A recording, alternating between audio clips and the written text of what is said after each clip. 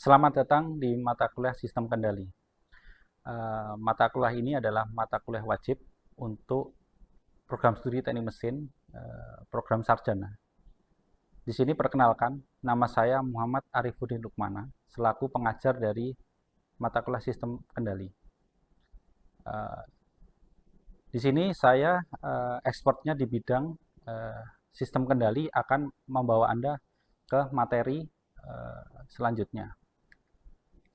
Untuk pembelajaran, di sini kita ada 7 ya peta besarnya. Yang pertama adalah pengantar, kemudian yang kedua adalah pemodelan domain frekuensi, yang ketiga adalah pemodelan domain waktu, kemudian yang keempat adalah respon waktu, kemudian yang kelima penyederhanaan subsistem, kestabilan, dan yang terakhir adalah teknik root locus. Di sini terdengar nama-namanya asing ya, namun kita akan pelajari satu persatu. Dan selanjutnya kita juga akan menggunakan beberapa software agar memudahkan dalam pembelajaran mata kuliah ini. Mengingat mata kuliah ini sebetulnya adalah termasuk yang kompleks, maka kita perlu bantuan software ataupun kalkulator yang lebih advance untuk menyelesaikan persoalan-persoalan seperti di contohnya teknik root locus.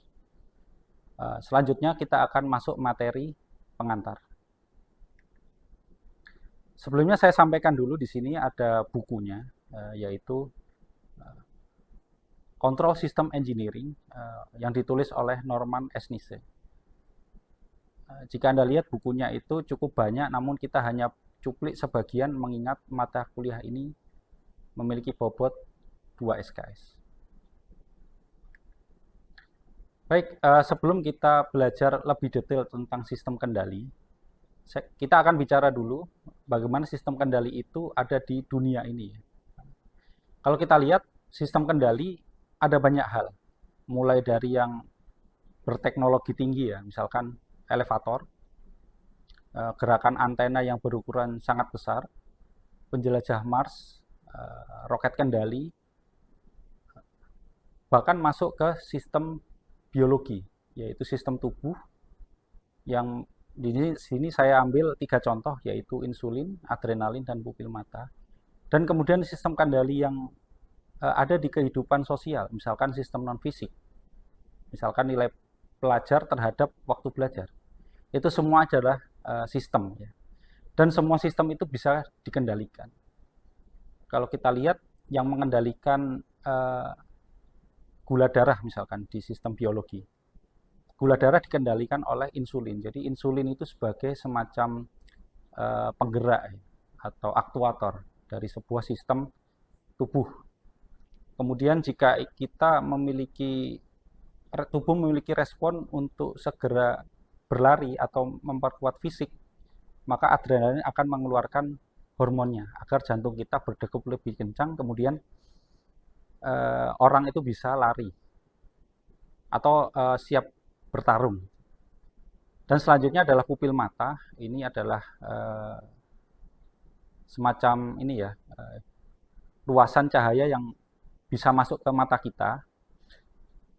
Itu dikendalikan oleh pupil mata. Jika kita menerima cahaya yang berlebihan, maka pupil mata akan mengecil. Dan jika cahaya kurang atau seperti di malam hari, maka pupil mata akan membesar. Itu adalah contoh sistem kendali.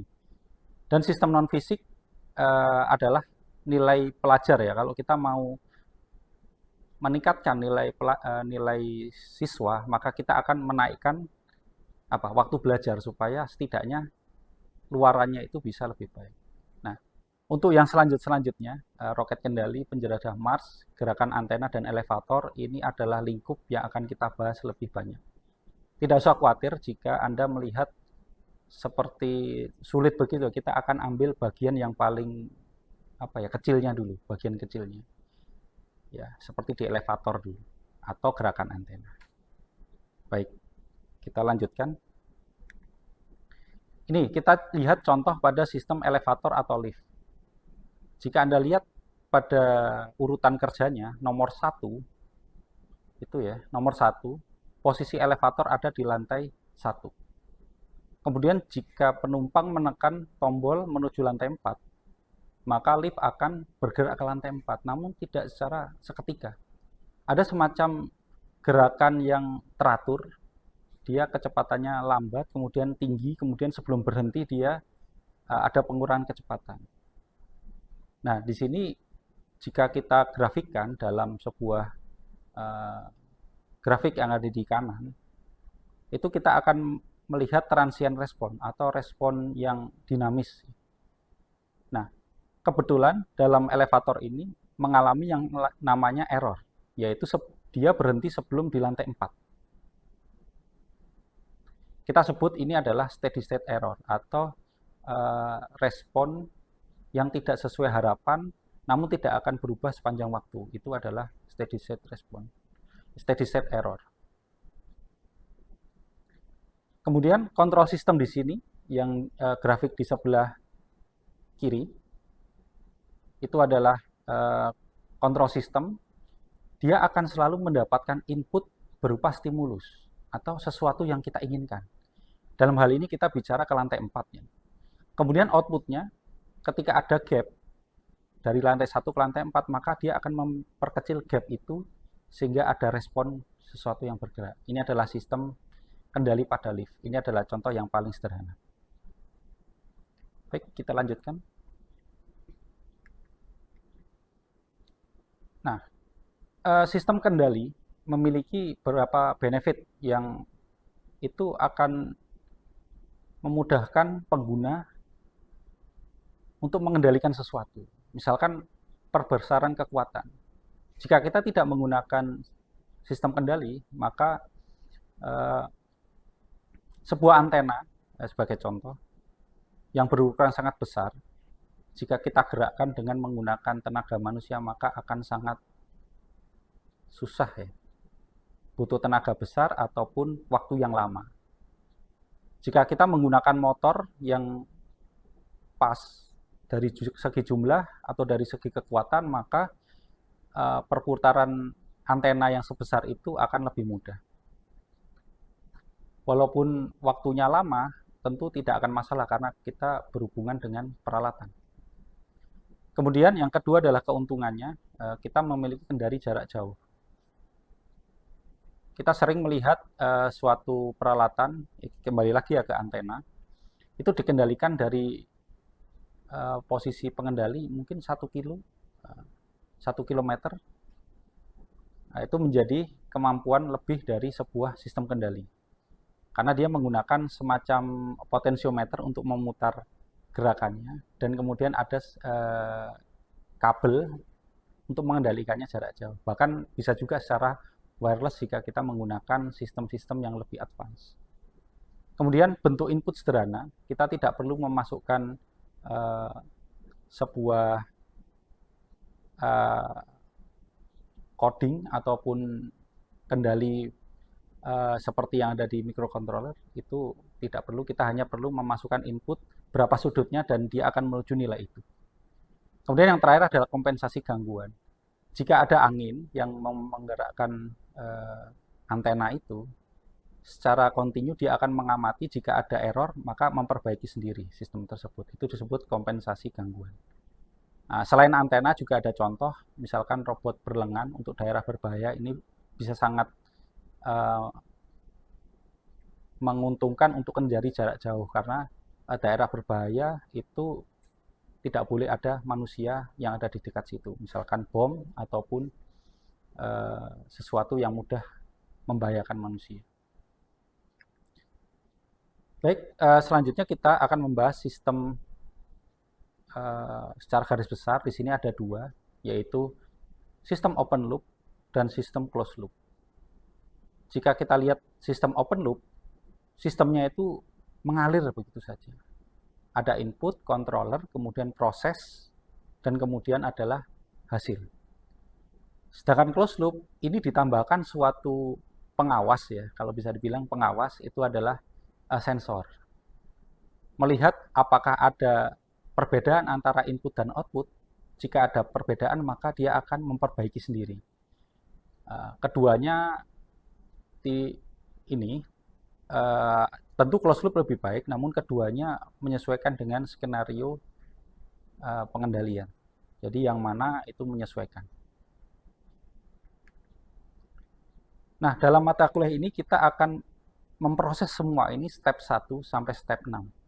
Di sini kita lihat ada yang pertama adalah step 1, yaitu determine atau mengetahui physical system dan kemudian menyusun spesifikasi dari peralatan sistem kendali kita.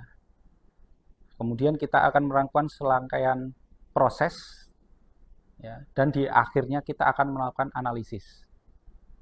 Nah, analisis ini tentu akan dikembalikan kepada step 1. Apakah itu sesuai dengan requirement atau tidak.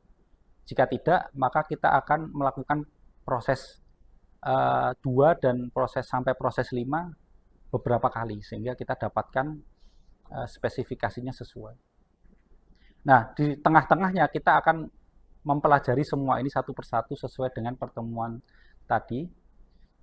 yang tadi saya jelaskan, langkah-langkahnya, dan tentu di dalam prosesnya akan melibatkan keilmuan matematika. Ini contoh sebuah sistem konsep antena yang kita gerakkan azimut, ya.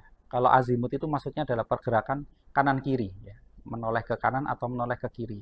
Konsepnya sederhana, kita gunakan potensiometer dan dia akan berputar sesuai dengan yang kita inginkan. Namun setelah dari konsep kita harus mendetailkan siapa yang memutar antena tersebut, siapa? Tentu motor. Kemudian inputan motor dari mana? Dari controller, yaitu kita sebutkan dengan differential amplifier. Kemudian inputnya dari mana? Dari manusia dengan memutar potensiometer. Dan ada potensiometer yang kedua untuk sebagai pengawas. Di sini berarti sistemnya adalah closed loop. Kemudian didetailkan lagi dengan menggunakan blok diagram setiap fungsi, dan ini disusun sesuai dengan kebutuhannya. Dan yang terakhir adalah skematik. Di sini skematik sudah lebih aplikatif, yaitu kita melibatkan sistem-sistem yang sudah diturunkan, ya, rumusnya, dan kemudian kita menyusunnya menjadi benda yang siap untuk dipakai. Baik, ini yang terakhir mungkin, ya, dari pengantar ini, yaitu analisis. Apa sebetulnya analisis itu dalam sistem kendali? Analisis sistem kendali adalah melihat respon dari sebuah sistem. Kita lihat di situ ada dua. Yang pertama adalah output with high gain, maksudnya ini dia memiliki power yang sangat besar, tapi tidak terkendali.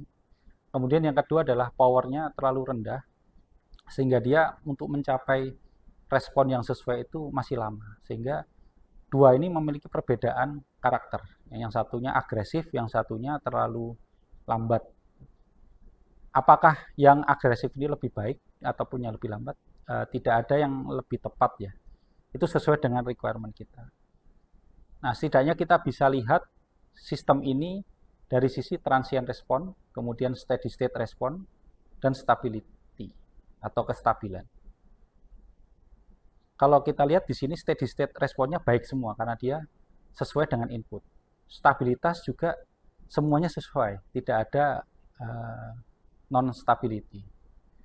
Nah, selanjutnya untuk analisis ini akan dibahas pada pertemuan-pertemuan yang akan datang. Baik, itu saja mungkin pengantar dari saya. Silakan Anda pelajari dengan baik materi yang saya siapkan. Sampai jumpa.